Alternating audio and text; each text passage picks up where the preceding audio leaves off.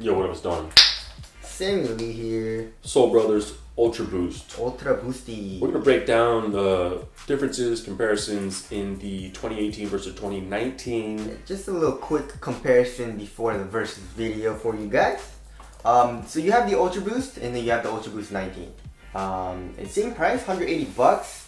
And there are some like minor differences because they've been doing the 1.0, 2.0, 3.0, I think all the way to 4 or 5.0 or something like that. I lost track.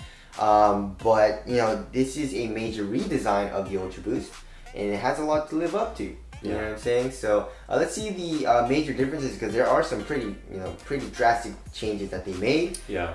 And let's start off with the tracciones. So the traction, they are both Continental rubber, and it says Continental basically in the same exact spot in here in the toe area.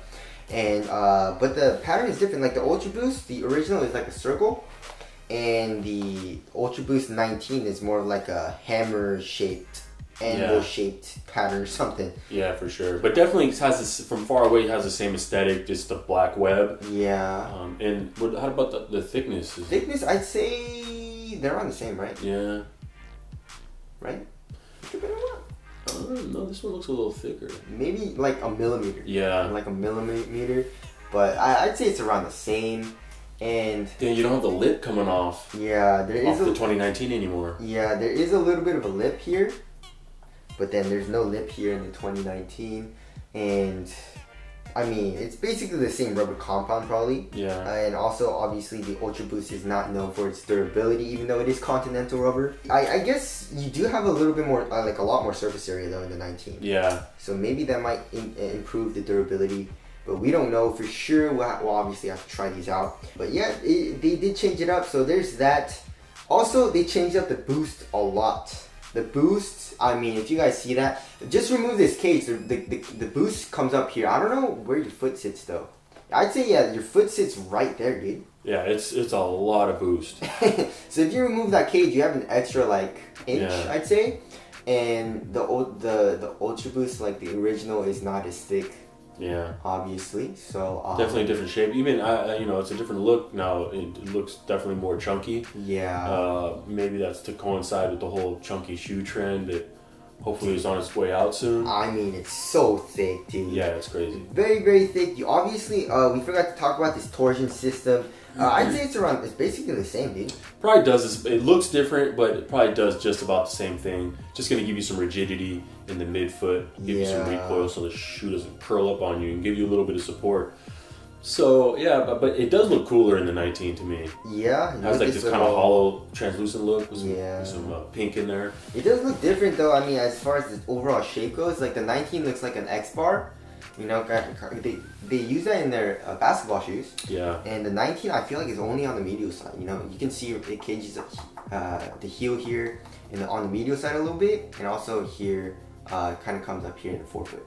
But I think that's about it. Yeah. So there's that. But yeah, I mean, the original feels a little bit more soft. Or I mean, there's more squishy. Yeah, exactly. I mean, there's a little bit more compression in the heel, feels like, even though the 19 is thicker.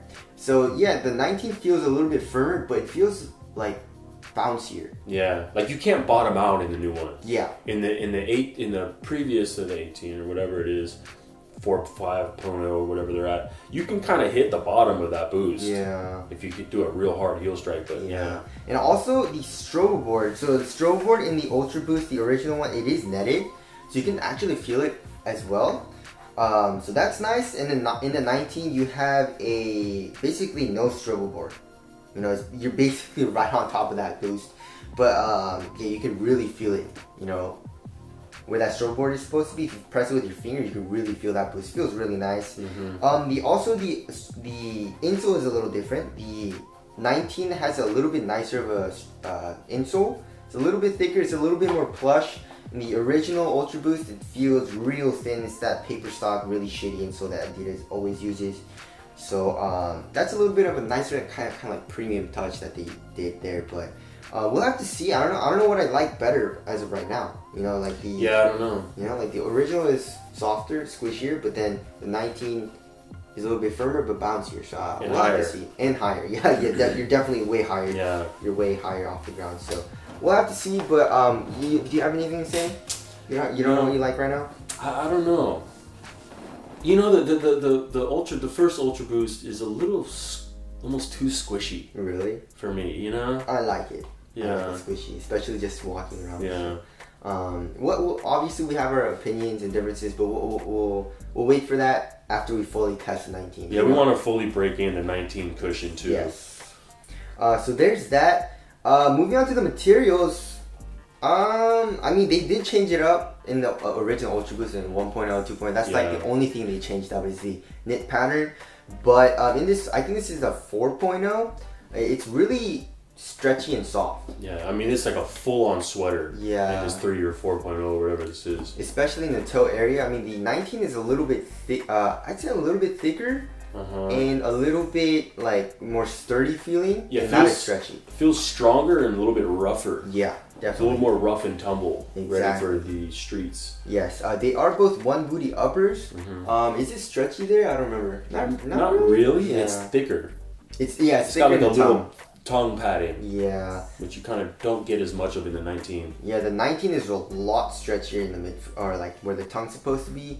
There is a lot less padding as well in the ankle area in the 19. Yeah, the whole upper feels a little thinner in the 19. Yeah, in the 19, definitely, yeah. But the toe, I would say, is around the same. Yeah. Maybe a little bit thicker. And you also have a Achilles pillow. Yeah, which is nice. You don't get none of that in the 18. Yeah, you have a pull tab in both of the shoes. Super easy to just slide the shoe on, which we love.